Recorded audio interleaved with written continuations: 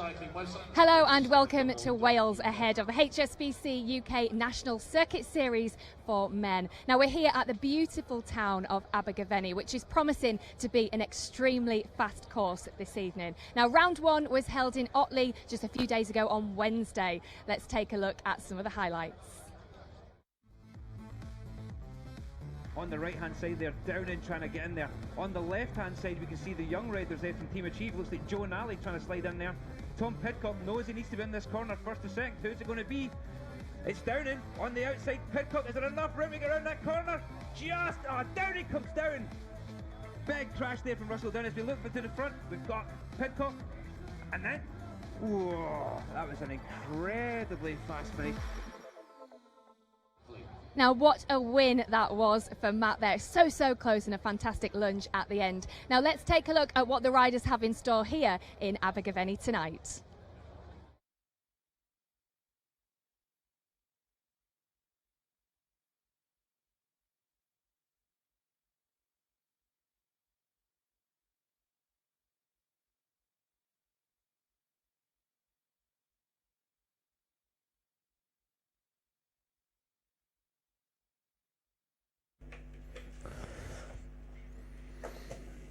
Welcome to the second round of the HSBC British Cycling Circuit Race Series. I am joined tonight by one and only former teammates, Andy Tennant.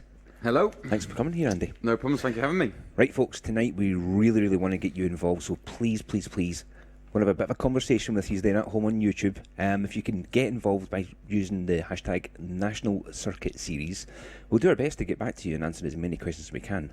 Meanwhile, we're watching the bike race, so it'd be good to be a part of that.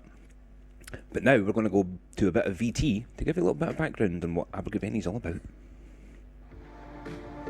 Known as the gateway to Wales, Abergavenny is a beautiful market town situated only 6 miles from the English border.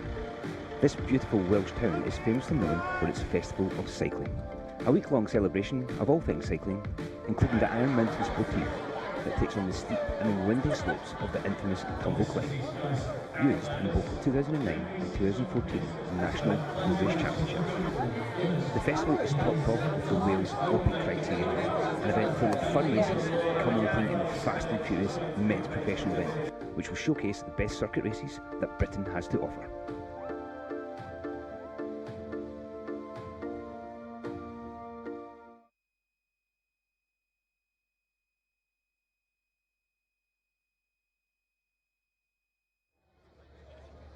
Well, at the top of the standings as it stands right now, how are you feeling ahead of this course? I'm looking forward to it, yeah. We'll see how it goes. We've got a good team here and a bit of a different course last year, so be interested to see how it's raced. It might be a bit faster. It's a short course as well, so could lead to aggressive racing. That'll suit you down to the ground, won't it? I mean, I hope so, yeah. Don't know, we'll find out. Well, best of luck to you. Now it's time to hand you over to our commentary team, James McCallum and Andy Tennant. Hi everyone, welcome back. So tonight, just there, Matt Bostock talking about this course. There is a slight change to it, which I think a few riders will be quite happy about, Andy. Yeah, the hairpin bend at the back end of the course has disappeared now, making the course a bit shorter. It's quite a short course anyway. It's, I would say, the most technical of all the courses in the Elite Crit Series. Yeah, it's a difficult one. You certainly want to be at the front at the start, so those who have ridden Otley have got an advantage. That's certain. And those who are in a continental team have got a slight advantage over the national team riders, but it's going to be a tough race. You definitely want to start from the front here. Yeah, this is a prime example why it's important to get up there in the mix and race for every single place in these events, because it gives you another chance to be a little bit closer to the front in these first few laps. It's going to save you so much energy, isn't it? Because today the course is very different to Otley. Otley was big, it was wide, there was lots of room to move around, plus the field was twice the size. Tonight we've got roughly about 45 riders taken to the start tonight, but I tell you what, it won't be long before the front of the race can see the back of the race on this circuit, because it's really tight and it's always been famous for being such an aggressive circuit, especially from the front. And we can see here, just looking at the previous winners, at the bottom there, Graham Briggs, who doubled up in 2014, 2015. Ian Bibby won it as a national champion, so did Chris Lawless. But of course last year, not here tonight, Connor Swift, who won last year from Madison Genesis from a small group sprint. Yeah, it certainly is an open race, but like you say, the key is all to be at the front. You want to be in that first 10 riders, I'd say. Otherwise, there's an elastic band effect. So the further you are back, the harder you're trying out of each of the bends, and that soon saps your strength. Absolutely. So ideally, they all want to be in the top 10, but that's 50 riders wanting to be in the top 10, and they can't all make it. There's only so much room, isn't there? And as you see your current overall standings, of course, Matt Bostock taking the win just the other night in Otley ahead of Tom Pidcock and then Rhys Wood. I'm not too sure Tom Pidcock is actually here tonight, nor Rhys Wood, so it's a potential here for Matt Bostock to actually increase his lead in the National Series, which we'll be very, very happy about, I think. Yeah, and he certainly will. And you know, on the background, there's also Tour of Britain qualification for the overall of this event series. So that'll playing on the back of all the teams' minds. But you know, first things first is to try and win the bike race. And as we see this neutral lap, it's probably the most hectic of all the laps. Everyone wants to be in that front 10, and if you're at the back, you try and jostle for position. Yeah, a fair amount of bumping and barging right there. You can see straight from the off as we looked at the faces of the riders from the Madison Genesis team. That's Tom Moses and local Jon Mould. But here we get a little look at the circuit, a really tight right-hander, and then followed by another one. Now this section we're looking at now is slightly downhill, and this really fast right-hander. Obviously last year we went left there and had the hot dog, then it's a big long fast sprint up to that finishing line, and it's not a straight finishing line. Although it looks like it on the image, it certainly ain't straight. No, there's usually a few sort of plant pots on the right and left up that Neville Street area. It sort of makes a bit of a chicane, but really from that last right-hander you need to be furthest back second wheel to win this bike race. But as we've seen in many years, solo wins go away here. It's so much easier around the corners, and in a bunch you can pick your own line, pick your own speed, and that's one of the reasons why I think this race, you know, promotes attacking racing, and why we get solo leaders, unlike Otley, where it's, you know, such big wide roads and such fast racing all the time. It's much easier in the bunch. It's a prime example of being off the front is actually easier for you, because you can take your chance to pick your lines, you can get your recovery. It's not as stressful either, Andy. It's a very, very stressful race, this, especially in these neutral laps, but in the first 2 or 3 laps there's riders trying to make up, you know, space left, right and centre, and you know, there'll be lots of clashes of shoulders tonight, that's for sure. There certainly will be. There'll be lots of what we call dive bombs, where people take the shorter line up the inside and just brake as late as possible, and that's the thing. As we can see them setting off now, we see Jon Mould on the front here, Madison Genesis right prime at the front here. Yeah, I think Mouldy's going to be really up for this. Obviously local lad, you know, he's been one of the most outstanding circuit race riders in the UK for about the last 3 or 4 years. Not had as many results as he usually has, but he's always there or thereabouts, isn't he? No, he certainly is, and we can see Matt Bostock here taking it from the front straight away, you know, leading the series, but he knows that this race has to be ridden from the front. You know, you can already see, look how stretched out it is in a space of 200 metres.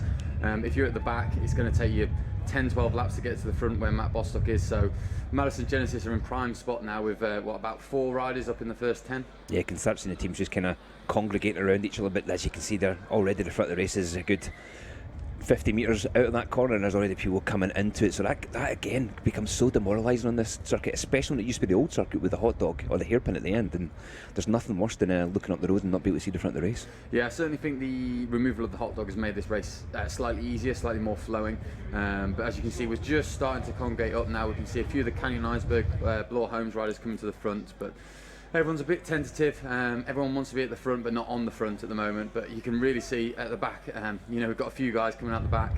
Graham Briggs is there in those neon glasses for Vitus Pro Cycling, just about 5 wheels from the back. Yeah, Briggs has been a little bit absent from his presence, hasn't been as strong as it has been this year, especially in the Criterium races, which has kind of been his bread and butter for his racing results over the last 3, maybe 4 years, and former double national champion as well. He's a kind of rider who can almost get away with being at the back because he is so talented at bike handling, but as you can see here, Tom Moses is not willing to let this pace drop, is he? No, certainly isn't. We can see all the Madison Genesis riders very active, same as the Vitus, but yeah, coming back to Graham Briggs, crits are his bread and butter, like you say, and seems to not have had quite the flair that he's had over the years before. Obviously he's won this back-to-back in 2013 and 14. So yeah, I suppose it's a difficult thing. You know, we're all getting old, unfortunately. So your bravery starts going.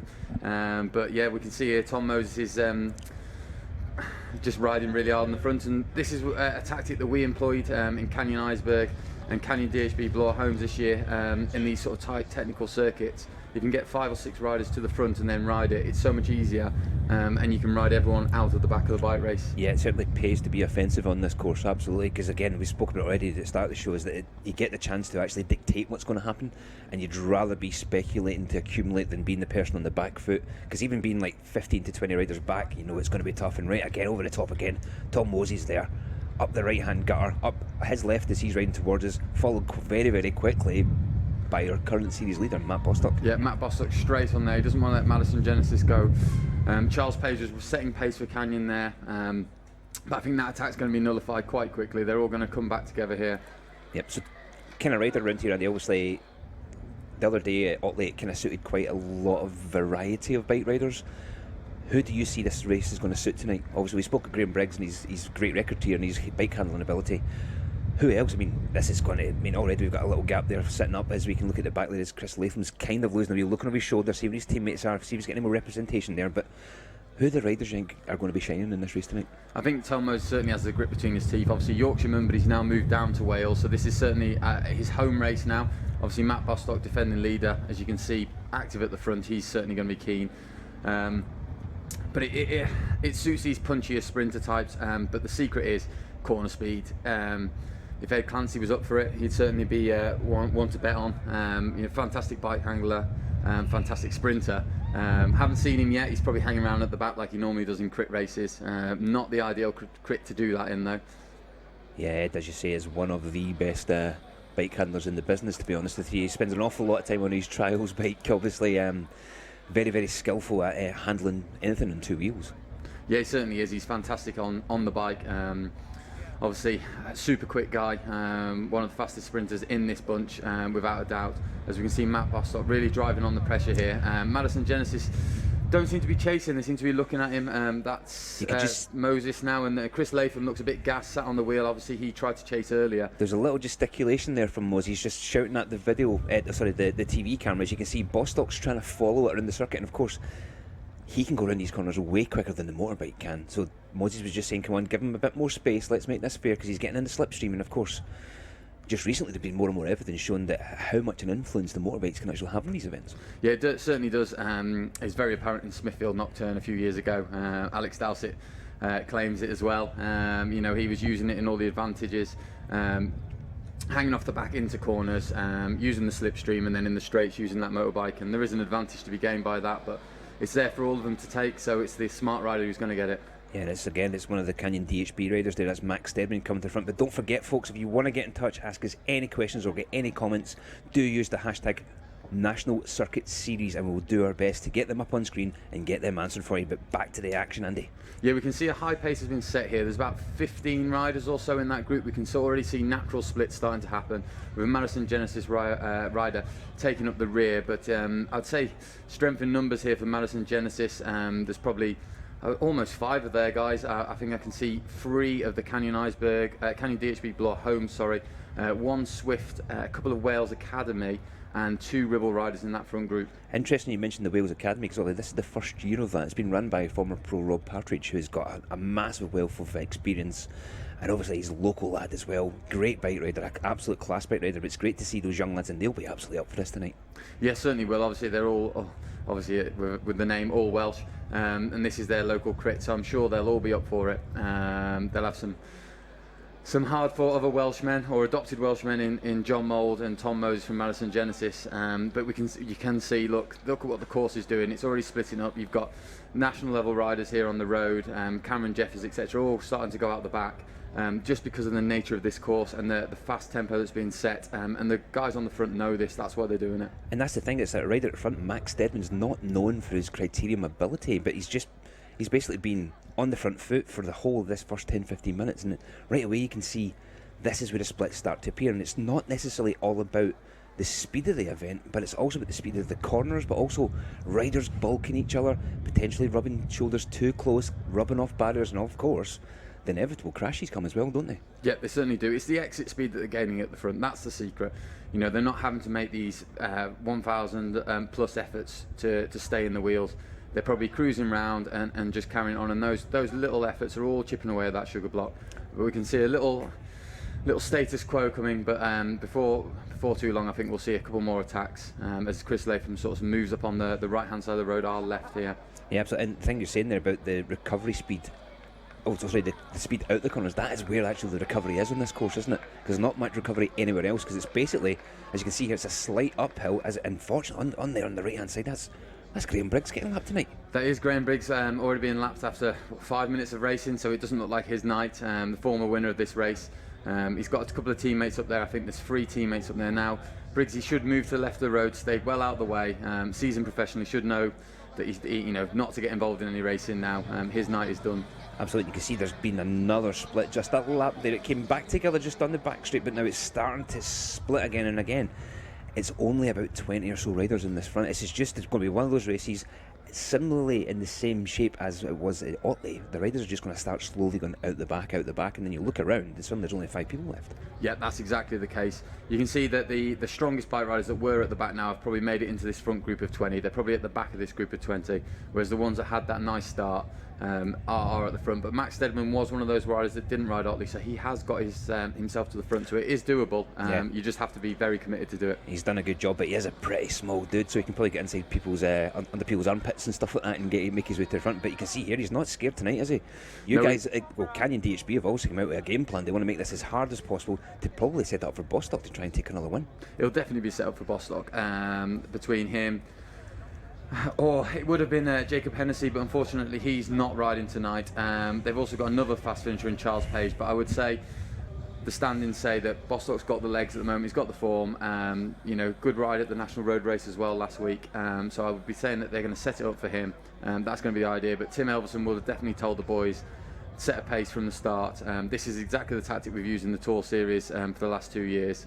So I'm in no doubts about that. Yeah, you can see Bostock's obviously he's got the fitness, he's got the skill, but he's also riding a massive wave of confidence right now. He's had a really, really solid last month or so, and obviously off the back of that win, and that prestigious win in what I like to refer as the champagne of circuit races in the UK. Winning in Otley is a big, big thing for these domestic bike riders. No, it is. It's certainly one of the biggest crit races that we've got, and we're hearing now that there's another crash. I heard that Callum McLeod, one of my teammates, crashed in the warm-up, but I believe another one of my teammates may have crashed. Yeah, and if we get a chance, I think it's maybe been Charlie Tanfield we're hearing on their headphones here, so we might be able to get a chance to have a chat with him potentially in the pits if he's able to. Obviously, I mean, we never know what kind of damage he's done to himself, but if we get a chance, we'll go across to Hannah and speak to him in the pits. But right now, again, Ali Slater's on the front along with Chris Latham. This is really, they're trying right now to get the front to recover. In fact, we're going to go across to the pitch right now with Hannah, who's got Charlie Tanfield. Well, when we said it's a fast course, we meant it. Charlie's come down with what looks pretty sore wounds there. Yeah, one of those days, isn't it? Yeah, it's just, I guess it was my fault in the end, but it's just not what I need, really. So what actually happened? Well, there's like a bit of low sun into that bottom corner, and someone clipped the barrier in front of me, so I just, he clipped the barrier, so I thought, right, instinct to just go up the inside. And as I went up the inside, my back wheel sort of washed out. It popped and washed out, and then slid out, and then the rest was history. And how did you actually find the course? It's quite tight, and it's very. It's one of those courses where you got to be at the front, otherwise you won't be in the race. And I was just on my way to the front and overcooked it. Well, we'll let you go and get checked out with the medical team. All right, cheers, Charlie. Cheers. Evidently very dejected, he's soles in his boots there, but he knows where he has to be. But it sounds like, unfortunately, a combination of the light on the circuit, of course the sun's going down, because these races are generally nocturne races. They finish at the end of the night, so light changes. So it's always important to think about what kind of glasses you're wearing, what kind of lens you've got in there, because there's nothing worse than going through really, really dark sections of the course like we've seen just a few days ago in Otley. But you see here the changes in the light. There's obviously a lot of change to surface on these circuit races as well. So you go from nice smooth tarmac to maybe like city centre cobblestone areas, paving stones, which those changes really, really take it out of you, because you need to be paying attention to that, and nothing worse than hitting one of them, or a rider on about you hitting one of them and taking you out. No, certainly in drain covers, lots and lots of drain covers. As we saw there, Charlie Tanfield came a cropper onto potentially a barrier. We also saw in the background Steve Lampier. It looks like he's called it a night, as I can't see any of the St. Piran guys in that front group. So they had 3 starting here tonight, but yeah, it looks like none of them, as we see Vitus now. Last couple of laps they've taken it on, taken over the range from Madison Genesis and Canyon DHB Bloor Homes. Yeah, it's definitely going to whittling down process here right now, as Ali Slater's obviously. I think that from the look of this right now, Andy, there's been almost like a gentleman's agreement by all the big teams to just drill it and try and get rid of as much of the chaff as they can from this group, and then as we go into we've now done 15 minutes of racing, and already look, there's only 20 people left at the front.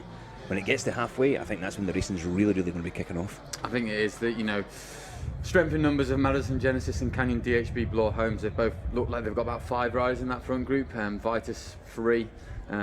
So I'm not really sure why Vitus are quite taking it on yet. Chris Latham didn't look great at the start. Maybe his legs are coming back, but they're definitely trying to set this high tempo, and like you say, just trying to get rid of people out the back and then end up with a group of 10 riders, the strongest 10, as we see Max Stedman now attacking on the right hand side of the road, and Madison Genesis are quick to follow.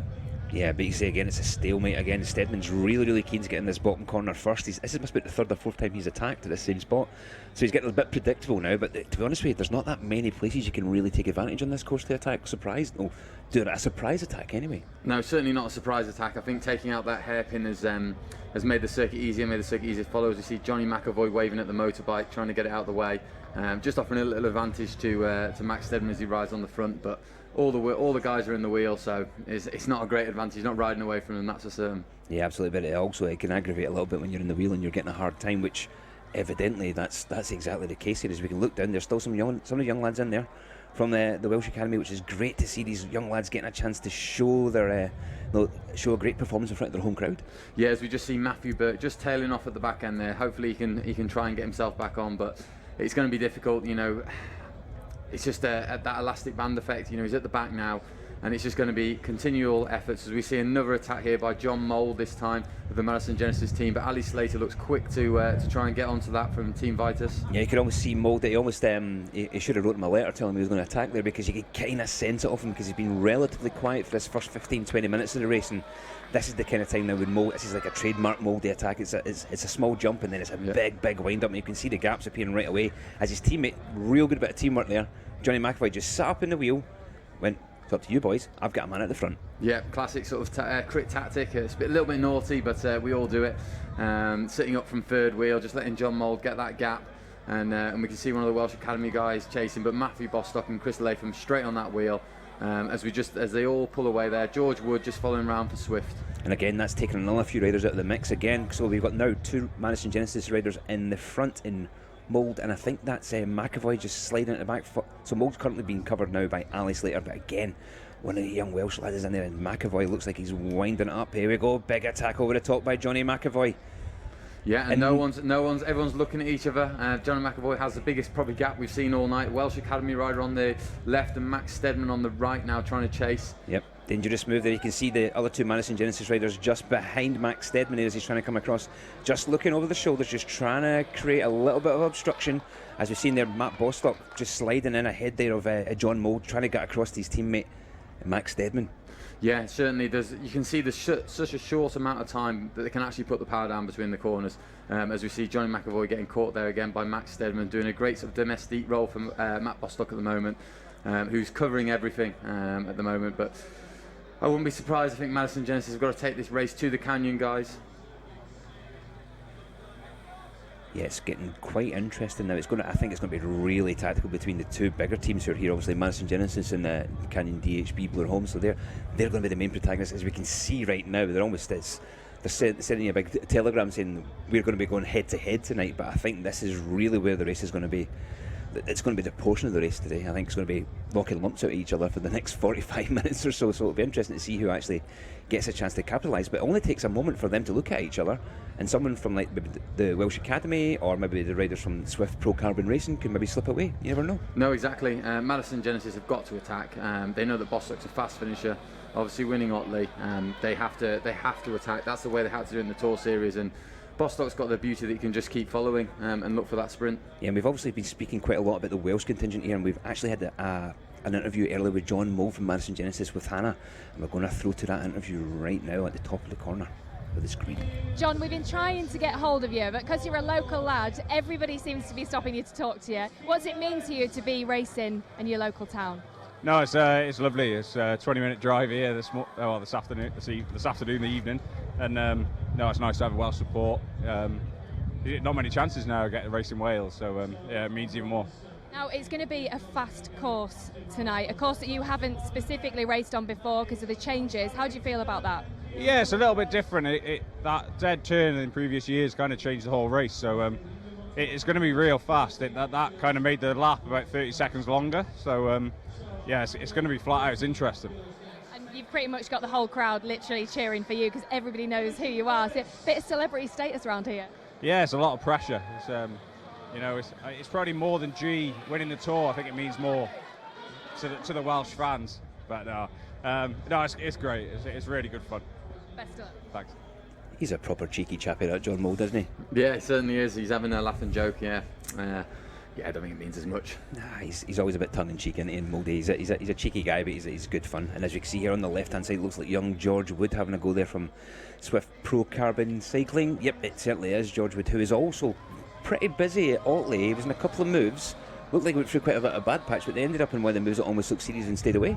Yeah, he's always there and thereabouts. He's a super strong rider. Unfortunately, I'm sure he won't mind me saying he crashes quite a lot. Not that I can say anything, because obviously I crashed out not that long ago. But he's Leicester Comess, for example. He was in there on the break with Alex Richardson, and unfortunately crashed out there. But he's sort of known for it in crits. But he's always there. Tour of Yorkshire. He's just so strong. But we saw him do, that was probably his first move of tonight. The first time we've seen a non-Vitus Canyon DHB Bloor Homes or Madison Genesis rider on the front. Yeah, and I think that's an important thing to realise, that he's actually there on his, well, there's one or two other riders just at the back. I think one of them is James Shaw, potentially Jacob Scott still in there as well, but I'd say they're too far back to even lend him a hand. He's probably the only rider who can actually do something in this race for that team. Yeah, no, certainly. He does have a quick finish on him as well. I don't think he'd be threatening Matthew Bostock though, so I don't think Canyon DHB will be worrying about that. But as we can see, Vitus still setting a high pace there. Obviously their sprinter in this race now is Chris Latham. A quick finisher. He's winning the Under-23 Road World Championships.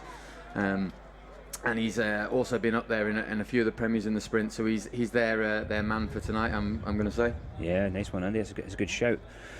I'm thinking myself potentially Tom Moses with a late lap out, or maybe 2 lap out attack, to be honest with you. But as we see here now, we're gathering up riders apace every single lap here, and obviously, as we spoke about so many times already in the show, it's about basically the elastic snapping left, right and centre around all of these corners every single lap. So you've probably got 2 or 3 real tight pinch points, as well as some really tight corners where you have to put a big sprint in. As you said, it's like 1,000+ watts easily around these corners every single time, and you can only do that so many times. You can, as we saw Matthew Bostock just indicating to his riders he wanted them all to get to the front. He was doing that by putting his right hand up, asking for more support from his teammates. At the moment, we're really only seeing Max Stedman supporting him, whereas Madison Genesis have had about 3 or 4 guys up there. Mainly Tom Moses and Jon Mould have been the most prominent of the two, but as we can still see here, Ali Slater setting a high tempo. This is what he's fantastic at.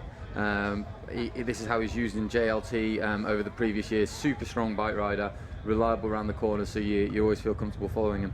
Yeah, he's a very solid rider, isn't he? He's very dependable. You know, he's always able to do a job and do that job very well. But for me, we've got to be careful here, especially from Canyon DHB's point of view, that Bostock has to be really careful with how much energy he spends, because it only takes 2 or 3 attacks, and if he follows every single one of them, he's going to leave the door wide open to potentially another rider over the top from Madison Genesis, who look like they've got the numbers in this move. They certainly do, and I think they'll employ the tactic they did earlier, where one attacks and then one sits up in the middle of the bunch, tries to create that gap and let Matt Bostock chase it, and that hesitation may just give them the advantage.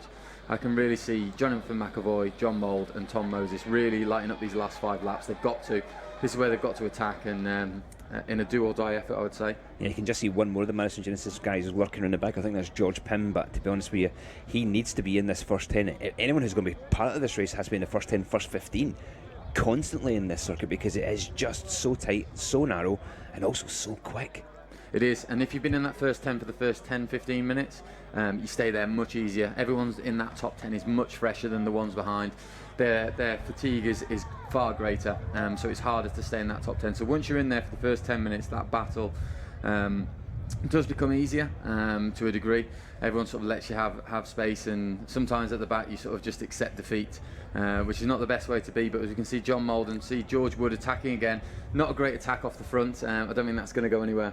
I think he's just trying to see what's happening, almost trying to stealth out a little bit and just see who's actually interested. But to be honest with you, the numbers that Madison Genesis and obviously Canyon DHB have got here, they're just going to use them. You know, you can now see a couple of more riders from Canyon DHB just there at the back, just hovering around. Yeah, as we see Callum McLeod up near the front as well, one of the DHB riders. It's the first time we've seen him, first year, so he's doing a fantastic ride there. But yeah, I think I'm going to stick with my bet that Ali Slater's riding for Chris Latham here. At the moment, it looks like it could be a bunch gallop, but I think that it'll be interesting. Madison don't have the riders for that, so they're definitely going to have to attack, and it looks like we might be seeing an attack here from Tom Moses as he just brings himself into that front three, just cuts under his teammate Jon Mould there. Yeah, he's lurking about, isn't he? And he doesn't tend to lurk around for very long. I'm sure it won't be too long before we come around this next corner and we'll see him putting it in the gutter and trying to get away. But as you can see now, Canyon DHB, Matt's trying to rally his forces because he knows he's outnumbered up there.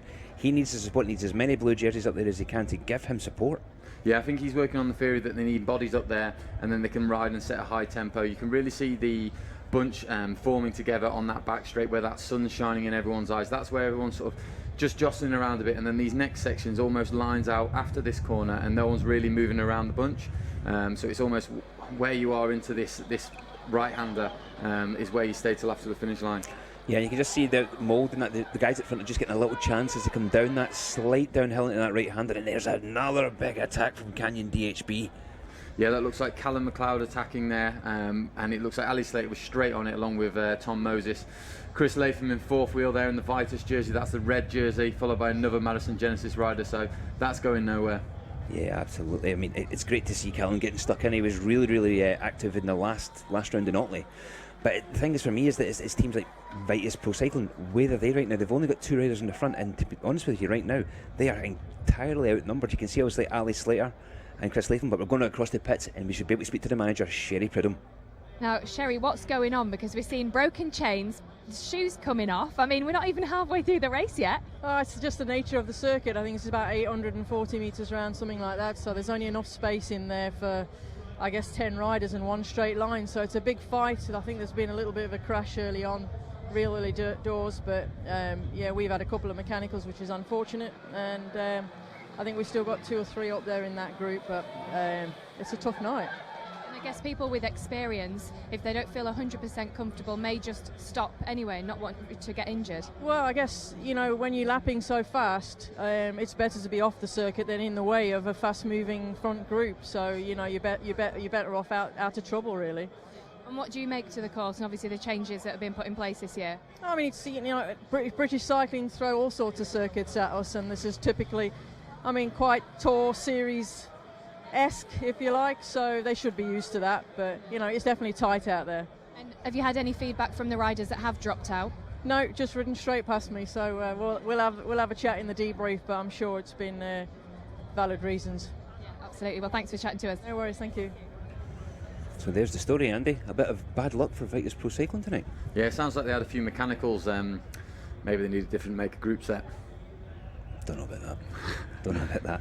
But we're talking about shoes coming off and everything, but that's the issue you have now with modern technology, that a lot of time when you hit the ground it just disintegrates, whereas back in my day things were made of metal and you could generally bend them back into a place. You would have like Velcro on your shoes. Now if you hit the ground with your shoe, your boa comes off or your ratchet snaps off, then you're pretty much out of a race like this, because we don't have laps out anymore. No, we certainly don't have any allowable laps out now, so that's, yeah, unfortunately, if you puncture, have a problem, it generally means your bike race is over.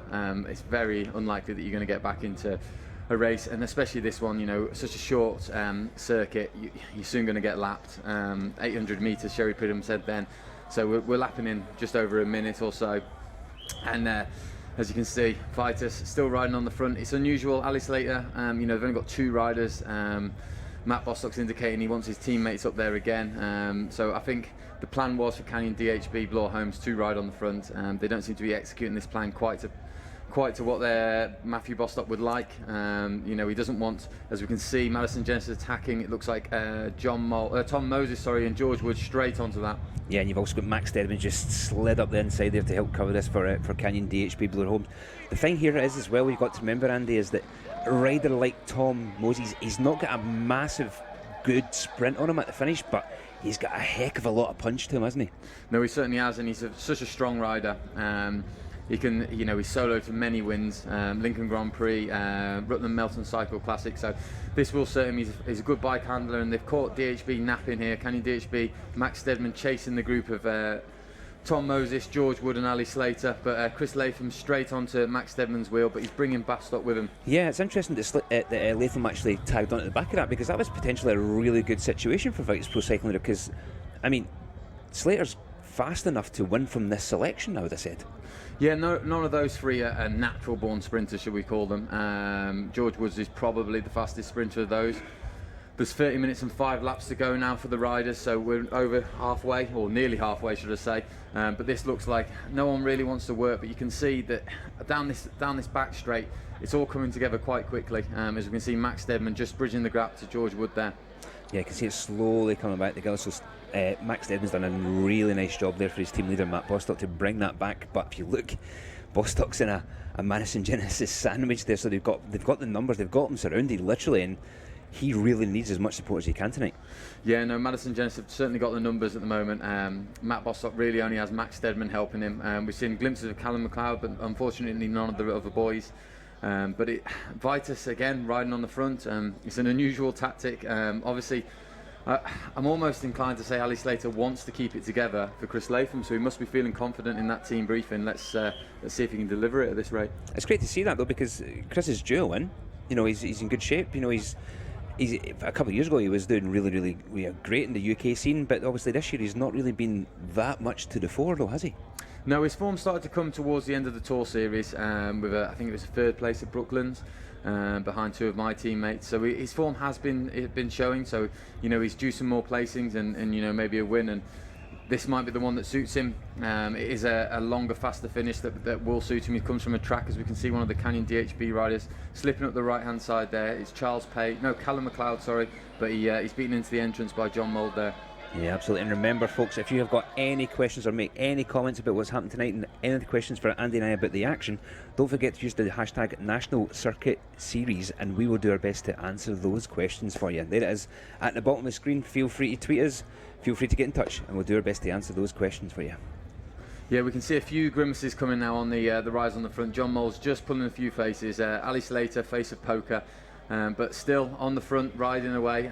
Chris Latham's just sitting that 4th or 5th wheel, just slightly far enough back that he's never going to get caught on the front, but not too far back that he's making any more effort than he needs to. But we're seeing a bit of a status quo here. No one's really attacking. I think 15 more minutes of this sort of paced effort, should we call it. And then I think we'll start seeing some do-or-die attacks, especially from the Madison Genesis guys. Yeah, absolutely. I'm just looking at the live feed here, Andy, on the timing, and it looks like there's only 19 riders left in this front group who actually have survived so far, and one of them was at the very back was one of Bostock's teammates, and it was Louis Rose Davis, who I think has now managed to get himself to the front. Yeah, that's what we're saying here. He's a relatively strong rider, but obviously gridded at the back of the field, as that's Charles Page leading the bunch into that right-hand bend, and we've just... I think there might have been a crash, or it sounds like there's a clip of the barriers, judging by the crowd's noise there. Yeah, you can actually now see, I think now that your guys, the Canyon DHB team, are now starting to come to the fore, and it's a good time now. Just coming into halfway over into this race, and it's now a good time to get the strength and numbers up there and start really showing Madison Genesis they're not going to have this all their own way tonight. Yeah, there must have been a push in pace, because we can start to see the bunch splitting as one of the Ribble riders just starts to lose the wheel, and Jon Mould attacks again. Charles Page and Ali Slater quick onto that, but they seem to have pulled a gap away as one of the Swift riders tries to come across as well now. Yeah, I think that's Bradbury trying to come across there from Swift Carbon Pro Cycling. Yep, definitely Bradbury. He's trying to come across, but straight away Latham's on the back of that now. The question is Latham going to go over the top of that and try and join this group? Yeah, or will they try and bulk it? Latham and George Wood, but it looks like that whole group's coming back. Whether Bradbury's looked round and seen, he's just looked over his right hand shoulder, sits up a bit, but he saw George Wood on him, so that may have been his plan. He may be working for George Wood, but Bradbury, it's not a slow finisher. Rides the track, rides the Madison 6 days, so certainly can sprint to a degree. it's a funny one because there's been loads of like small tentative attacks. We see a nice little bit of sportsmanship there. Johnny McAvoy obviously having a bit of a tough time there to hold that gap. So the old handsling for one of your teammates. Yeah, and that would indicate that one less Madison Genesis rider, so that's probably 4 in there. But there's obviously been an upping in pace. We can really see it stretching out now. Yeah. We can see that riders are going off the back, and people are starting to, some of the big boys, should we call them, are starting to struggle now. But you still see George Pym just at the back. He's not really got involved in the racing. He's been suffering around at the back of there, which is not a nice place to be. It looked to me for a second there that Ali Slater and Jon Mould were sharing a little joke at the front there. Yeah, well, this is the thing. They are sitting up. They're having, after their attack, shall we call it? It is an easier ride at the front, and you can see that by the fact that people are just slowly going out the back. I'd say that group's now probably 16 riders. We've probably lost another 3 riders there. Obviously, one of those was Jonathan McAvoy. We see another attack here. Looks like Callum McLeod from Canyon DHB, Bloor Homes. It's be interesting to see who actually follows this up, because Slater's just letting him get a little bit of headway. It'd be nice to see what happens going at this corner, because Slater's straight on there. Latham's on the back of his teammate Slater. That could have been a good opportunity to maybe slow down in that corner and see if he could maybe put Madison Genesis on the back foot. Yeah, it would have been, but I think he's looking after himself here. But as you can see there was a surge from Callum McLeod, but didn't really make any ground up. Got into that corner first, but everyone was easily following him round the corner, and that seems to be the flow of this circuit tonight. I think the loss of that 180-degree turn, which was awful as a bike rider. One of the riders had a little bit of a mechanical issue there from Canyon DHB. He's went straight to the pitch, and you've seen the background, and he's had a very, very quick bike change, which now is the only way to stay competitive there. He's just trying to get his feet in those pedals and trying to get back on. He's going to have a really tough chase, but to be honest with you, he's got a lot of clear roads, so he could potentially get back on here. Yeah, that's Charles Page. He is good at cornering, but I think it's going to be a tough ass to get on, as we see George Wood attacking. The pace of this bunch hasn't slowed down, and I certainly don't think Madison are going to be slowing it down for them. Charles Page we have seen in a few attacks tonight, so he is one of the strong riders. He is a fast finisher, but as we can see, George Wood going quite hard here at the front, and just stretching the bunch out, and we can see Callum McLeod. Yep, it looks like Charles Page there is giving up the ghost for this one. Yeah, it's very, very unfortunate, because he was just, beginning to show, and he'd been really, really useful for his team leader Matt Bostock tonight. But I've just been looking on the live stream on YouTube. Thank you for getting the touches on there. There's a question asking us, Andy, why on this circuit is there only 40 or so riders compared to the 100 that we had just the other night in Otley? Well, there probably is a limit on the circuit, which I think we can see why. It is a much smaller circuit than Otley. Otley's also seems to be a hotbed for cycling, or Yorkshire in general. It's probably seen as the most prestigious crit, I would imagine, in the crit series. It's certainly been running for a long time. There seems to be a massive festival atmosphere. It's maybe a bit easier to get to geographically as well. Yeah, but also this is actually, you talk about the amount of time that these races have been going. I think it was 34 or 35 consecutive editions of Otley, but this race as well, this has been going for a good 20 or so years at least, especially on this circuit. There's been variations, as we have got tonight, but this has also been one of the mainstays of the National Circuit Race Series. I think Otley also suits the road style rider more. They can get round, and they've still got a chance, whereas unfortunately on this one, if you're more of a climber, although Max is proving my point wrong, although I know he does love a crit, it's not something that a Steve Lampier would particularly enjoy as much as maybe an Otley. Otley is a sprint to that one corner, but I think people might want to avoid this because they know just how hard it is with the technical element of being so narrow. It's definitely a circuit where you have to be absolutely 100% off it. As though here we have a little tweet. Why do you use barriers with sticky out feet? It seems to be very dangerous, Andy. Yeah, it does. I managed to hit one of these sticky out feet. Yeah, thanks to I think your your left hand index finger's got a story to tell about that, hasn't it? Yeah. Unfortunately, I had to have it in metalwork Exafix for 6 weeks, so I've not touched a bike, but I've never seen any barriers without sticky out feet, unfortunately. Most of the time, as you can see, they're quite clear like this. Unfortunately, in the Tour Series, one of the feet was off the pavement and one was on, and I just caught it. But it's safety of the riders to keep the crowd away. I suppose it's unfortunately it's one of those roots of evil. At some point, you are going to hit the feet. Most of the time, you can get away with it, and then sometimes you don't.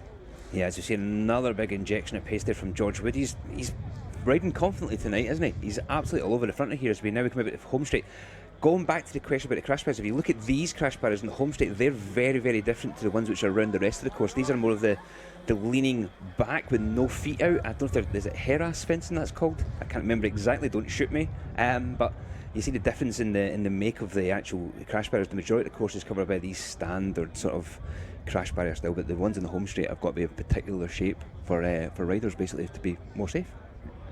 There we go, learned something new. I imagine that there's more of these standard type, we'll call them, barriers available than the specialist ones that we're seeing on that finish line, which are obviously embroidered with logos of the sponsors of this bike race, which obviously without their help this bike race wouldn't be put on. As we can see again, Ali Slater followed by Matt Bostock, Madison Genesis rider, and then George Wood. Yeah, we're seeing those three main teams all night at the moment, and Ali Slater 20 minutes to go now with 5 laps, so I would imagine Madison Genesis have got to be looking at attacking soon. It's still a long time in this circuit. I mean, that's going to be at least another, I would say, maybe 20 laps potentially, Andy. But if you include the five to go as well, because it's roughly just over a minute, like we've said so many times already on the circuit. It's only 850 or so metres.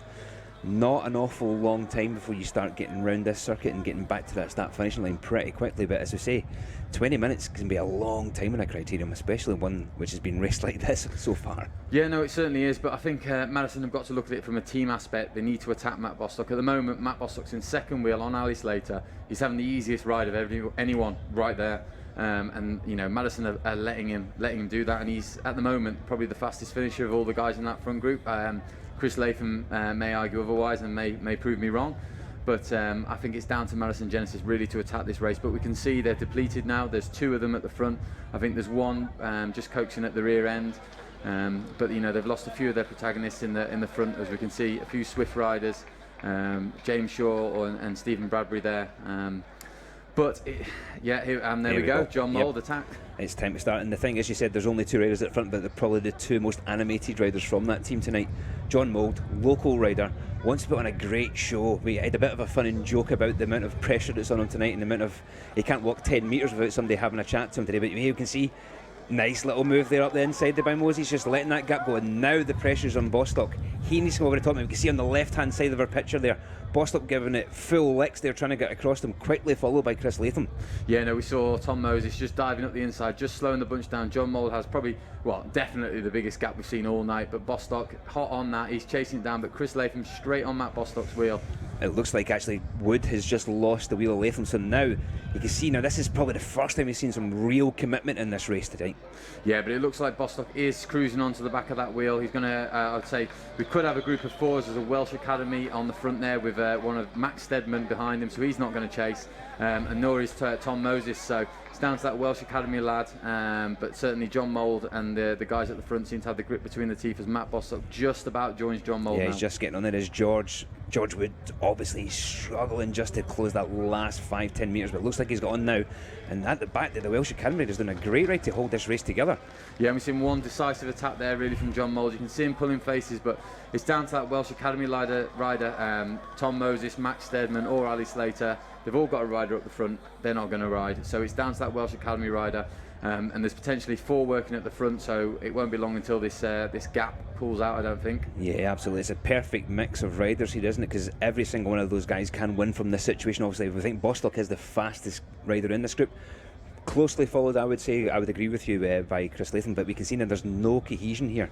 No, Chris Latham certainly wasn't happy to come through there. Jon Mould's keener, should we say, than Chris Latham, but he doesn't want to do a tap. Doesn't want to take Matthew Bostock to the finish at all. Matthew Bostock, yeah, as you can see, throwing his arm up in the air, wanting a bit more cohesion, as we see one of the Ribble riders there pulling him back. Yeah, it's Will Brown there. It's great to see Will actually being really, really active tonight. He was really active just the other night in Otley as well, so it's good to see Ribble Pro Cycling being up here at the thick end of the race, to be honest with you.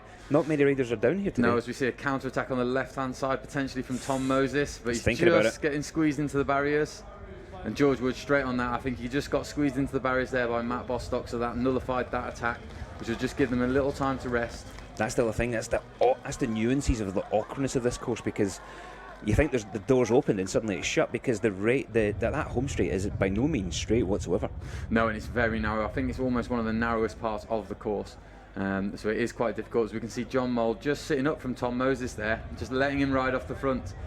So a similar tactic to what we saw Jon Mould. As we see George Wood attacking on the right hand side along with one of the Welsh Academy riders. Max Stedman seems to be following. Yeah, Stedman needs to go on the front of the bunch here and just drag this back at a nice pace. It's not going to put his teammate Matt Bostock on the back foot at all, because there's a chance that Bostock could get swarmed here by some of the riders, and before you know it, you're 2 or 3 bike lengths down, and then these guys are disappearing. Yeah, this is certainly a dangerous part of the bike race. That moment's hesitation, allowing a group to go.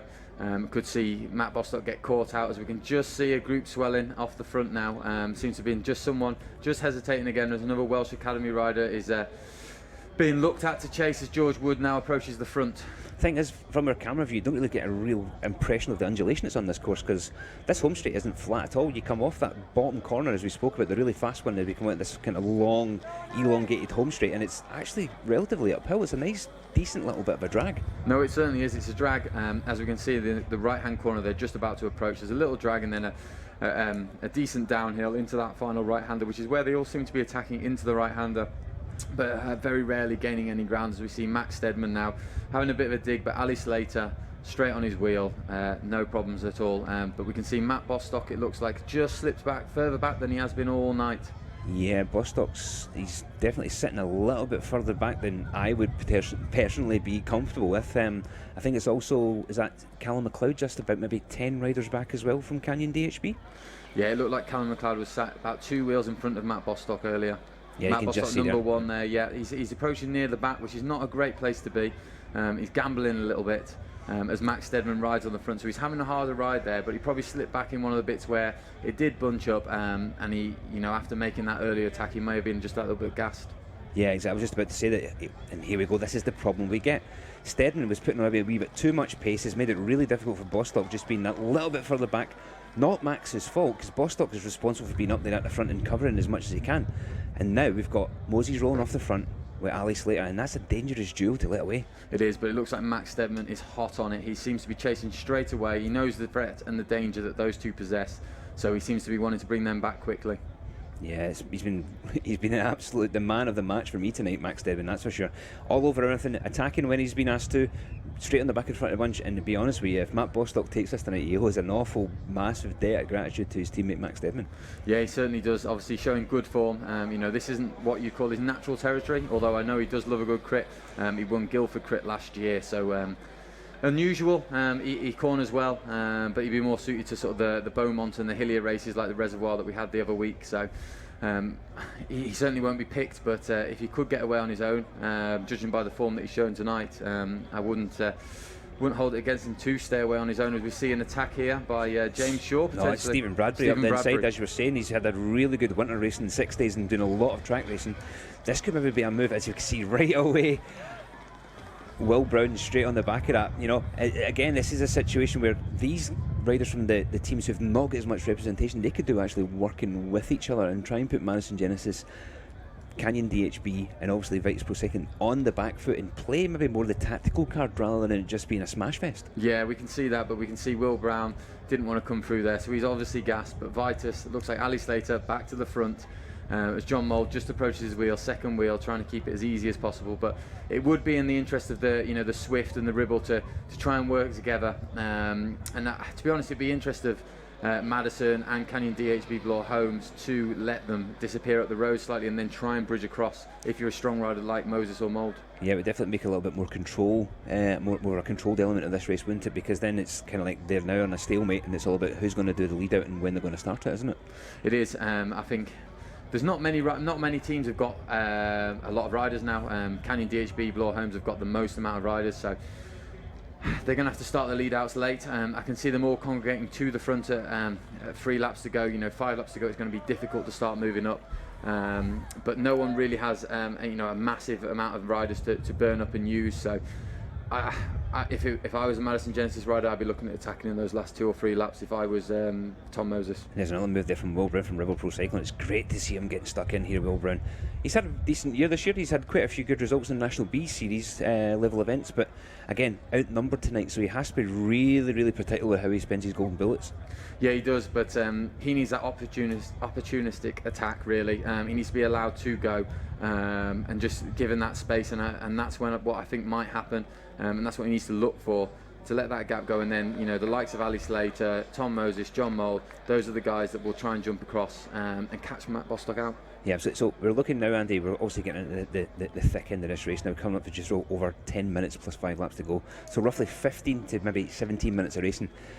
What's going to be going through the minds of Matt Bostock? What's going to go through the head of Tim Elvison in the pits, you know, Sherry Pridham? What are they going to be thinking now about the timing of how to get together, when to get together, and when to pounce for that lead out for the win? Well, I think Sherry Pridham will be, I think Vitus' tactics are quite clear at the moment. Obviously, Ali Slater's following the moves, but seems to be setting a pace for Chris Latham.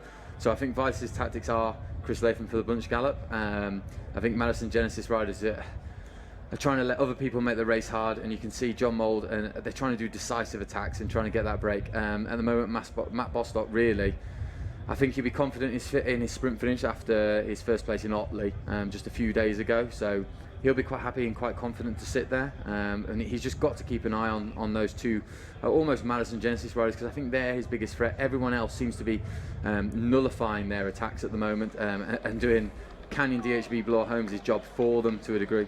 I mean, Bostock looks really, really composed. You know, he's not under any major stress. He's reacted to everything that's kind of been thrown at him tonight. So it's really all about who comes into that bottom corner first, isn't it? The one we just came round there, roughly 350 to 400 metres to go. There's not an awful lot of room, as we can see. The finish straight kind of snakes left and right. You can take that straight line. It's really difficult to come around people in this finishing straight, and it's a really, really tough circuit from that point of view. He needs to be first in that corner, doesn't he? Well, at least in the top 3, I'd say. If you've got a teammate in front of you, you might be okay. But yeah, top 2, if the person in front of you isn't your teammate, there's not many opportunities. You can move up in that penultimate straight, but the finish straight, unless that person has run out of legs, I don't think you're going to come past him. Thing is, as well, though, you've also got the fact that there's a little bit of fatigue kicking in, and everyone's going to be trying to pump themselves full of adrenaline for that last lap. There's always going to be a chance for someone doing a big dive bomb down that hill, trying to make up a couple of spaces, make up a couple of riders, and slide into line. There's a massive potential for that last corner to be absolute carnage. There is, as we see Callum McLeod again pushing onto the front, but Jon Mould soon to close. No prevail, and it looks like George Wood. Just stressing his back and his neck a little bit. Obviously, everyone gets a bit tight in these crits, but that dive bomb you're talking about, that's got George Wood written all over it in my mind. Good lad. The thing is with dive bombing, it's a funny thing, isn't it? It gets frowned upon, but we've all done it, and there's a time and a place for it. Because I spoke about this just the other day when I was covering Otley, is that the last 3 laps, it's about going forward, and you kind of need to do that. You know, whatever means. We've all had those arguments. We've always got the hump about it, but every now and then. But we've all done it, and we all will do it in the future. It's just part and parcel of bike racing, isn't it? Especially in the crits. So long as you shout dive bomb as you do it, then it's fine. According to Ian Bibby. A nice verbal shout. Yep. Yeah, Ian Bibby loves a dive bomb. So he always said to me, as long as you shout, Tennant, it'll be fine. If only it was like that so much. Yeah, if only that was true. Eh? Yeah, as we can see, George Wood just attacking on the right-hand side of the road. But I don't think that's going anywhere. Matt Bostock straight on it, and as you can see, Tom Moses quick to cover. Yeah, straight on the back of that. It's been nullified. And these breaks, Mould's been the only rider who's had any decent or any significant gap tonight, hasn't he? He's maybe in maximum 5 seconds, but that's still not enough, is it? No, it's not. Jon Mould has had the most significant gap, as we can see. George Wood driving it again, but everyone's in his wheel. They're getting that extra advantage by sitting there, and George Wood is just, unfortunately, keeping the pace high. His effort is going to be fruitless, I think, here. As we can see, Tom Moses is just coming onto the back of Matt Bostock's wheel. Yeah, no troubles at all. Could be a good time to go over the top here, because George is, he's certainly stretched it out there, and that's the moment you get when the bunch just goes from one rider wide to almost 2, poof, straight up the outside. That's the best time to move. It certainly is. But look, it looks like we're having a bunching up again on this first straight after the finish. everyone sort of chills out a little bit again as we see Matt Bostock just policing the front, and Tom Moses and Ali Slater second and third wheel there. He's looking very in control, isn't he? Very, very calm, confident in his ability, knows exactly what he has to do tonight. He just has to stay in that bubble of the first 5, doesn't he? He does at the moment. I think he's looking at the thing that it's all going to be about positioning in those last 3 laps. And at the moment, that looks the way the race is going to be going. It's all going to be into this corner that we're seeing approaching now. This is going to be the key corner going into that finishing lap. There's a little bit of communication there on the front, but I tell you what, none of that in the last couple of laps, that's for sure. And the biggest issue you've also got to think about is the rushes coming from behind. If you have a moment, there's another big attack. This guy has got a bit between his teeth tonight, hasn't he? Jon Mould, Madison Genesis, firing off the front again. He's been followed very, very quickly there by a young rider from the Welsh Academy, but this could be the moment where the string or the elastic actually begins to snap. Yeah, he certainly is stretching out as Ali Slater from Vitus in the red there chases him, and Tom Moses on his wheel. He's not going to do anything. So if Ali Slater cannot pull the Jon Mould and Welsh Cycling contingent back, but no, it looks like he does. So back to status quo. That's Jon Mould attack didn't come to anything, but he's looking back. I wouldn't be surprised to see Tom Moses countering after this right-hander. Yeah, it was pretty unfortunate for Mould. You wonder if he's being chased by the Welsh rider just because he's the Welsh rider. You know, it's first Welsh rider tonight is going to be who? That's going to be the internal politics of racing in your home country. Yeah, they are. Well, I'd like to think that wasn't going to happen, but unfortunately I'm sure that might have been the case as we see Ali Slater approaching the front again, just easing it down. He's going to steady that pace down for Chris Latham, I think, who's probably sitting about 6th wheel there. So back to status quo, 5 minutes and 5 laps to go. So these are the last moments when we're going to see some attacks. So we can see George Wood moving up the right hand side of the road. I wouldn't be surprised to see him attack again. No, I think you can smell it off him, can't you, from here? And we're a fair distance away from Abergavenny right now, but you can definitely just get a sense that Wood's keying himself up for another big attack. Yeah, as we can see Max Stedman there moving on the right hand side of Matt Bostock. So he's got a soldier for his lead out. We see Louis Rose Davis there for Canyon DHB, sorry, number 6 at the back of the group, but that's no help to Matt Bostock. So at the moment he's relying on Max Stedman, but it looks like Tom Moses. Wood's going to go. I think Wood's going to go here again. Yep. You just see him lining himself up. He was thinking about it up the inside of Max Stedman on the way into that corner and on the way out of it. So he knows he has to get away. He has to roll off the front in some way to get a gap to try and get something from this race, because he's been we spoke about him quite a lot tonight, and he has been very, very active, more active than some of the riders of a higher calibre, might I say. Yeah, well, in terms of teams, but yeah, it looks like Max Stedman and Ali Slater both have the same idea here, though.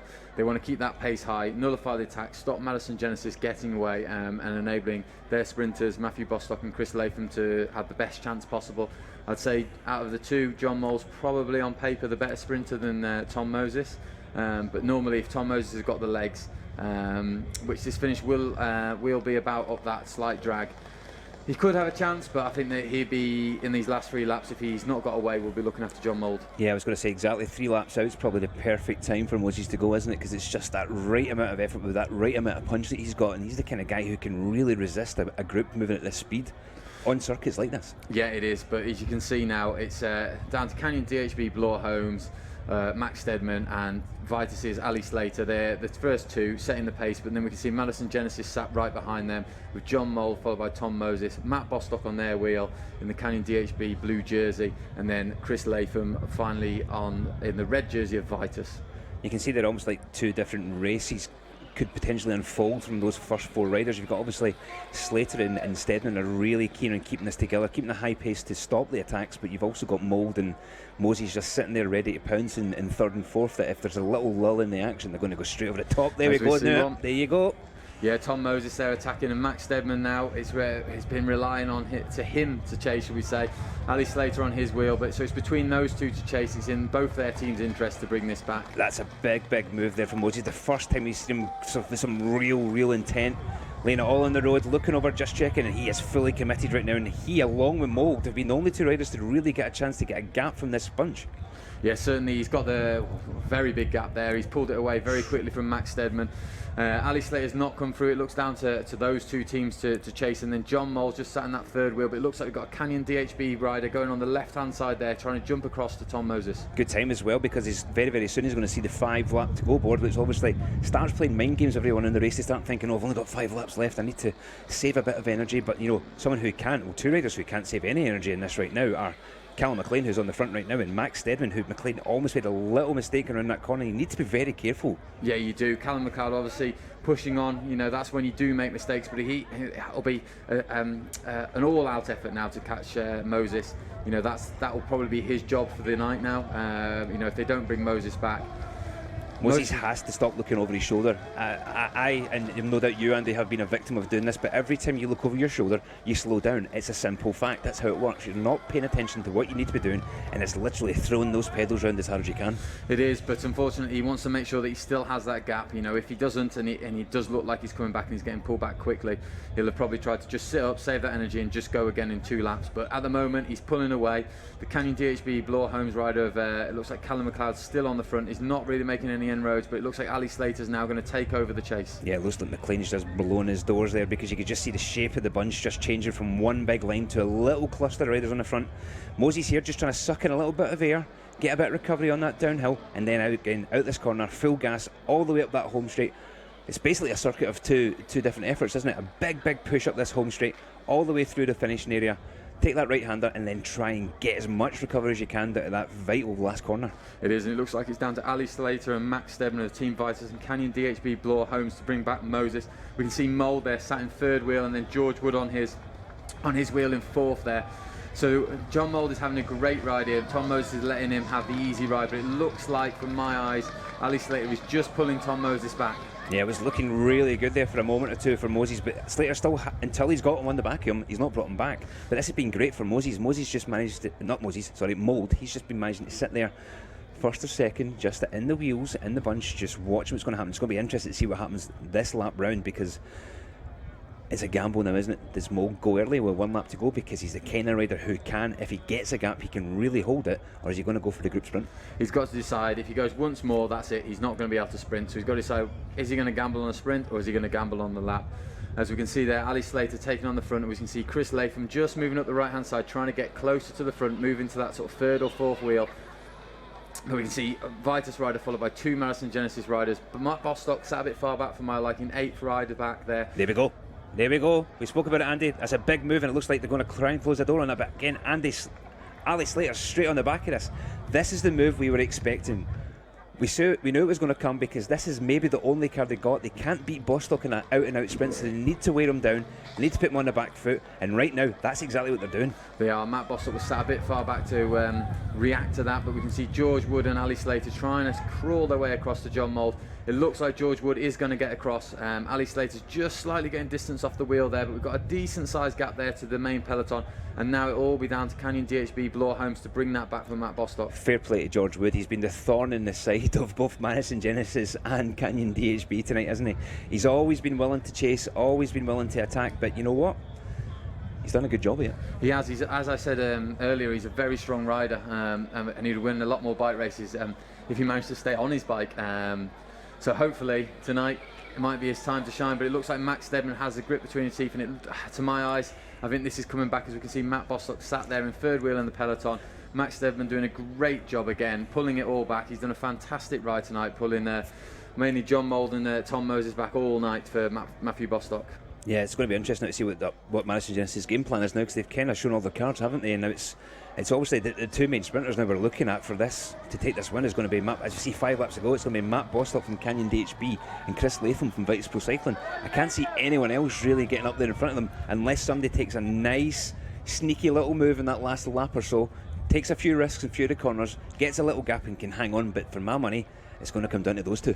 I think it's going to come down to a sprint. I can see maybe Moses having one more go. I think Mouldy will now be looking into the sprint finish. You know, his second wheel, he's grimacing there. You've got George Wood in third, and then 2 Canyon DHB Bloor Homes riders in Max Stedman and Matthew Bostock. So Matthew Bostock is sitting pretty there in about 5th wheel with 5 laps to go. Ali Slater is going to sit on the front here and ride this in. Chris Latham looking about 8th wheel back, probably not ideal. I'm sure on this corner here, on this right-hander, in a couple of laps time, he'll do a bit of a dive bomb, try and creep his way into that top 3. But it's all on that final right-hander there. That's where the key is going to be for this sprint finish. Yeah, Latham's been present all night, but he hasn't looked incredibly comfortable, has he? He's always looked like he's kind of, you know, not really in the groove tonight. No, we haven't seen him attack, and I don't think we would have seen him attack. However, that doesn't mean that he's not going to be able to have a sprint left. You know, you get to the end of that bike race and you can smell the finish, and you know that pain goes away for 10 seconds, and if he's got that anaerobic tank, that sprint capacity, that will still be there. So that's what he'll be trying to use. As we can see, number 44, he has been defending that back marking post for the last 20 minutes. He's been last wheel, so fair play to him for riding there. Yeah, as John Herriot would say, him and Ali Slater have got them surrounded. But it's great to see this, because, you know, that's going to be a great experience for that young rider, just to be in this company and experience what it's like to ride city centre racing in the UK. It's, as we say so many times, this is the bread and butter of British racing, and they are. I would say some of the best riders in this kind of discipline in the world. They are, and that number 44 is Alan Jones, and he'll have been sat at the back, so he won't have been gridded, so he's done a fantastic ride to stay in this front. He's had to get himself to the front of the group. As we can see, Ali Slater, that critical right-hand bend now, with 4 laps to go. We can see Chris Latham has now moved into third wheel, like I said he would, into that bend. Matt Bostock on his wheel, and Jon Mould sitting in second place. So those 3 are the key for the sprint. George Wood sat there in 4th wheel. I think he's going to do the dive bomb. That's what I would do if I was in his position. It's a do or die effort.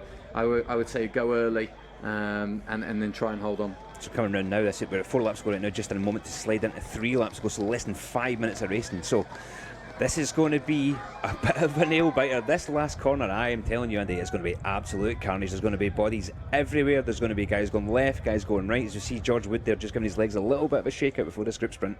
Yeah, I don't think we're going to see any late attacks at the moment. If anyone could do it, it'd be Tom Moses, but he looks a bit too far back for my liking.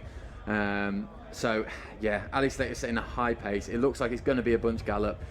To be honest, it's going to be a race into this right-hander that we're going to approach, but as we can see, Tom Moses just moving up there on the right-hand side of the road. Matthew Bostock just sort of closing the door on him a little bit. Yeah, Bostock, really, really wise move there. Just protecting himself as he's at his last corners, because he knows he needs to be on the front foot for this last 3 laps, because if he's not, there's a high chance of getting swamped and potentially losing all that, you know, all the benefit of all that teamwork tonight. And obviously that form that he's got right now, he's going to be a really difficult man in beating this last lap. Yeah, I can see Tom Moses taking it up through the bell lap for Jon Mould, leading him out into that final bend, and almost sitting up. As we can see George Wood sort of moving up, and you can see Tom Moses just trying to do that. He's trying to get up to Ali Slater. I think he's going to try and creep in front of Jon Mould. Jon Mould will let him in, and then with 1 lap to go, I can see him really taking it on. So here we are at 2 laps to go now, and this is round 2 of the HSBC British Cycling National Circuit Series. It's going to be an absolute nail-biter in this last 2 laps, so just under 2 minutes or so of racing left. Ali Slater has been on the front now, Andy, for the best part of the last 5 laps. How much has he got left in those legs? Yeah, it's certainly going to be tough. He's working for Chris Latham, as we said, but I think really he needs to get to that bell lap, and then it looks like Jon Mould or Tom Moses. It looks like Jon Mould on the front, so maybe Jon Mould is looking after Tom Moses. We see Matt Bostock just creeping back up. George Wood squeezing his way up on the right-hand side into looks like third wheel, just in front of Matt Bostock. And you see the difference there. Obviously Wood made that dive bomb move, got up the inside, but the difference in the pace out of that corner, that's always going to be the difference between a successful dive bomb and a very unsuccessful one. You've got to be able to slot in and maintain that speed, and more importantly, get on top of the gear. The minute you get out of that corner, it's here we go, another big attack by Wood. So yeah, George Wood's almost playing into Bostock's hands there. You know, Jon Mould's going to squeeze onto looks like George Wood's wheel, which is perfect for Matt Bostock. Now Matt Bostock is sat in third wheel. So Jon Mould will probably take it up after George Wood. Yeah, George Wood's just dragging him out here, but it looks like George Wood followed by Jon Mould, Matt Bostock, and then Chris Latham. That's what we're talking about. He's always on the rivet, but he knows he needs to do this. He's not going to have a chance if he's any further back now, so he's taking it on from 1 lap out, and this is a very, very brave move. Sitting there in second place, poised to jump on this corner. As we can see it just happening, he almost gets squeezed out there by Wood. It's Jon Mould as Bostock comes up.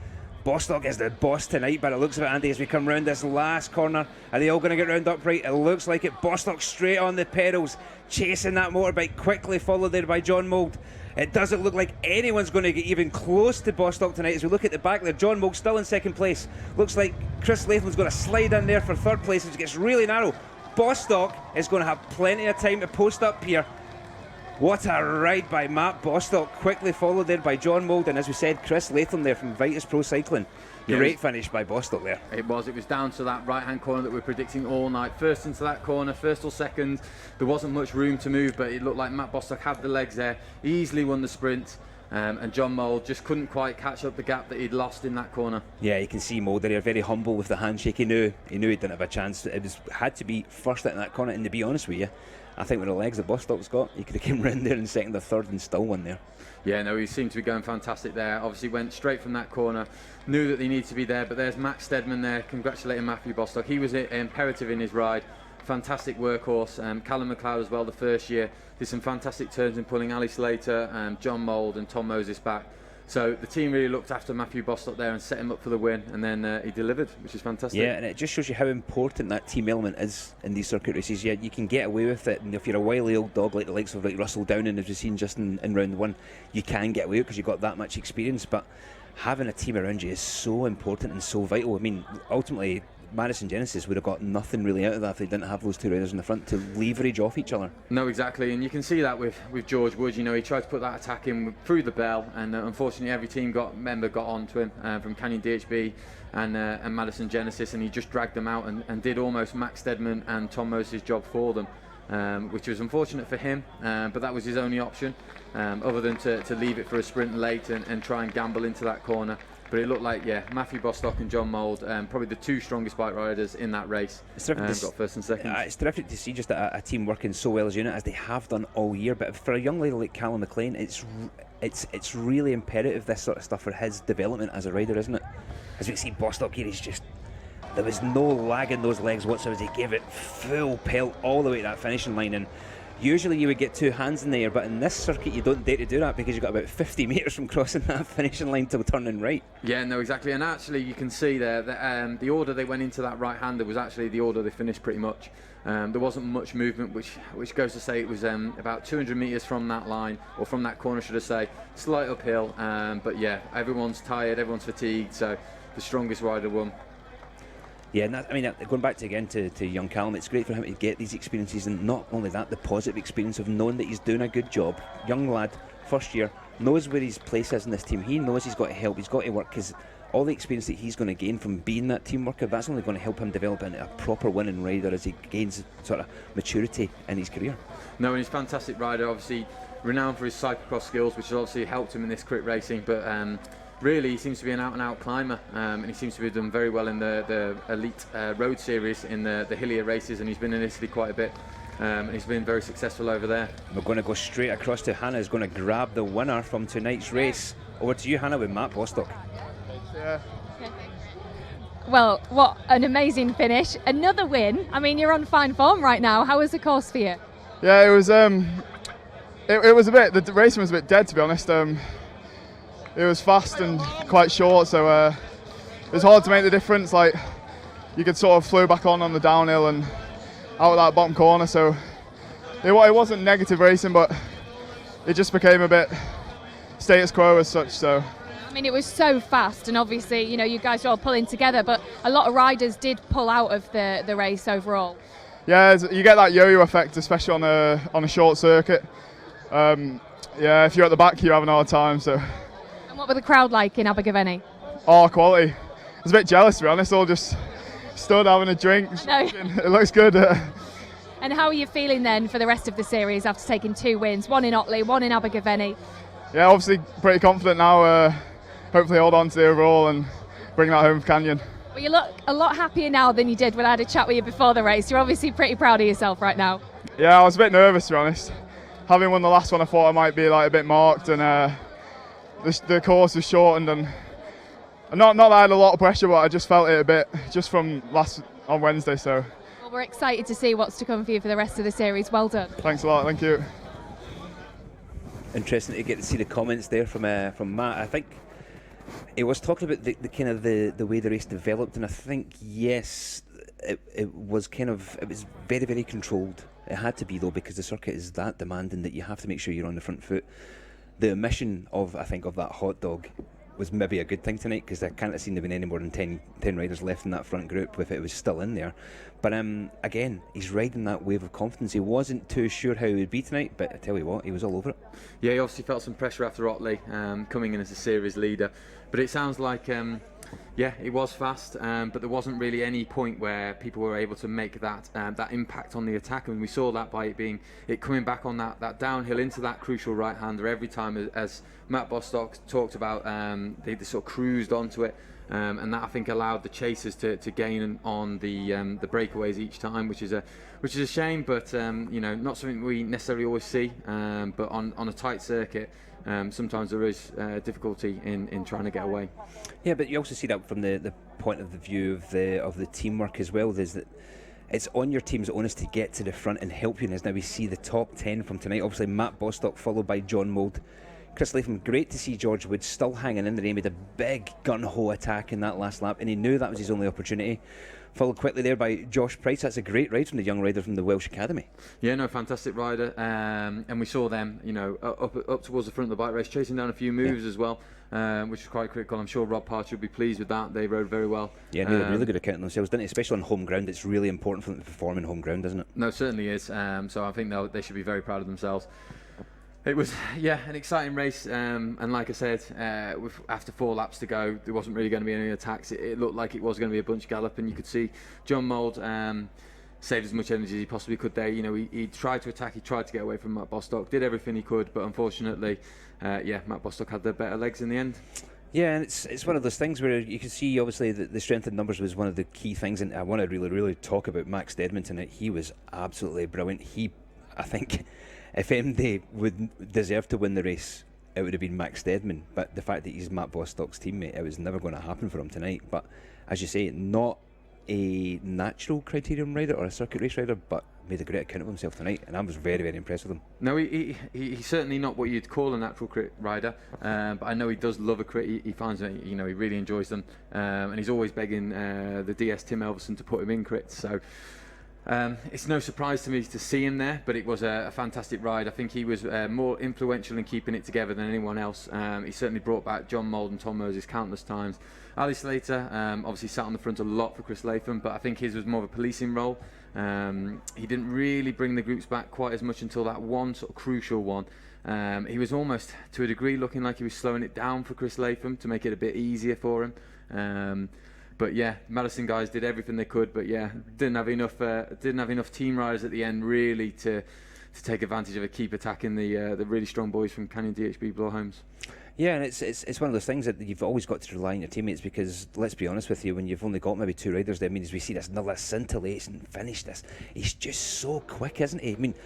I was never too sure how fast he was, but I tell you what, I'll not really be looking at counting out many group sprints from this point on, that's for sure, Andy.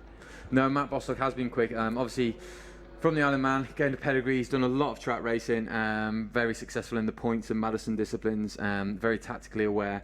He's got high leg speed from the track, and most of the track riders are relatively quick. He gets to an end of the finish right. He climbs really well. So don't be surprised to see him win some more road races this year. Yeah, we've obviously this weekend we've got the Beaumont Trophy as part of the National Road Series, and it's potentially a circuit that could maybe suit him. It always depends on how well you recover between. It's a long journey to Abergavenny from anywhere, but obviously all the way back up now to the northeast. It's a long way. You've got a few days to recover from it. But the thing for me is that we have to always remember that these teams they've only got so many riders, and you have to back up all the time. I think he could be an outside for the Beaumont Trophy at the weekend. It certainly could be. It depends on how it's ridden. We've seen Rob Hales, for example, winning in Beaumont Trophy, so it's not all dictated on that rails climb. We've seen plenty of riders disappear up the road.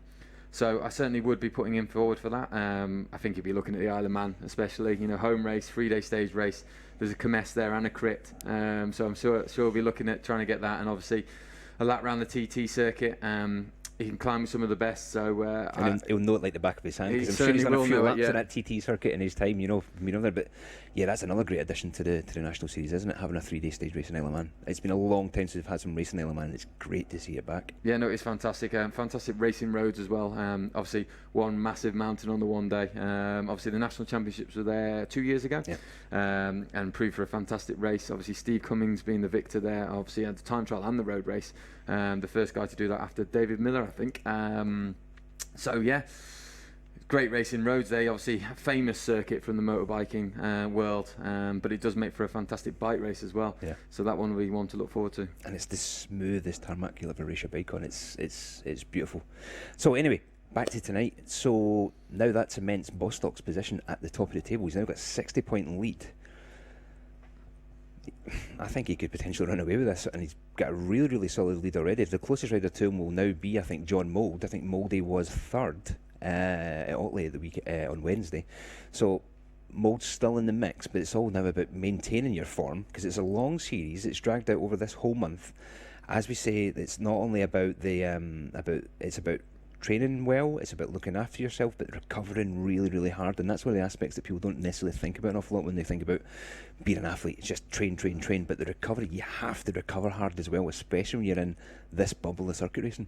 Yeah, the recovery is the key, and staying healthy. It's very, very easy to get ill with all this travelling, unfortunately. But it seems to be a theme of the year, especially in the crit racing. You know, the battle between Canyon DHB, Bloor Homes and Madison Genesis. We saw it all the time in the Tour Series. So yeah, it seems to be that Matthew Bostock and Jon Mould have sort of pulled the lead away. You know, obviously Tom Pidcock was not here representing Team Wiggins. Unfortunately, there was none of them in the top. I think top 10. I think there was one rider. Healy was here, but I think he got caught in the crash with Charlie Tanfield really early. So again, a bit of a non-event for him, which is a real shame to come all the way down and have that happen to him really early on in the race as well. It is, and it'll be. Madison and Canyon will be happy, because obviously they're pulling away, and that's, you know, as bad as it sounds, that'll be the Tour bit and points sort of put to the side a bit, and they can just look at focusing on trying to win the bike races.